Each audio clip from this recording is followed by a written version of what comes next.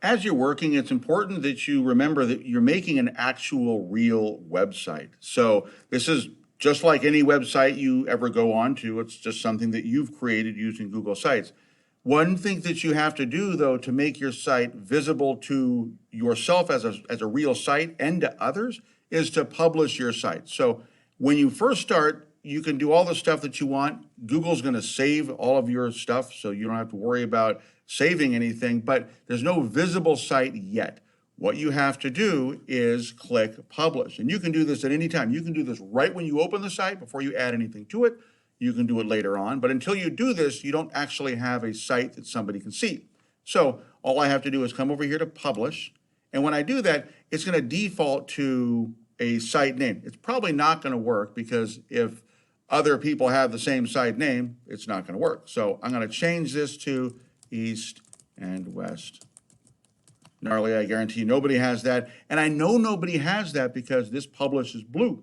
If this publish stayed gray or wasn't there, that means that somebody else had the site. I think it would give you an error message as well that would say the site is already taken. So I can actually use this name. So I'm going to click publish. And it's going to think for a second, do its stuff. Now it actually made a site. Here's how I can view it. I can click this little thing down here, which is not the traditional way, and it disappeared. What I really want to do is go over here. Now, if you notice, the publish button has another little drop down next to it. And if I click on that, it's got a couple different things. The one I care about is right here, view published site. So I can click on that, and it's going to take me to the actual site the way that it actually would look. And this is important to look at because I noticed that I probably want to adjust where this text is to make it lined up. So the left side's lined up. I got to adjust the right side. When you're working with Google, these things happen. It looks like need to pull the image to the left over there.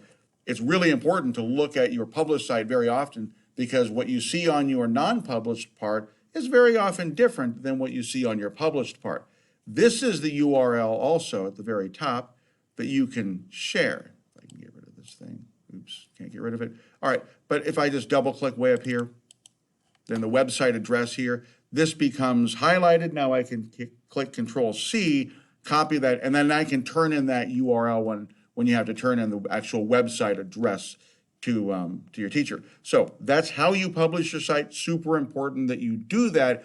This is the URL that you'll share. If you share the URL from your non-published site, which is still open, by the way, it's over here on the left.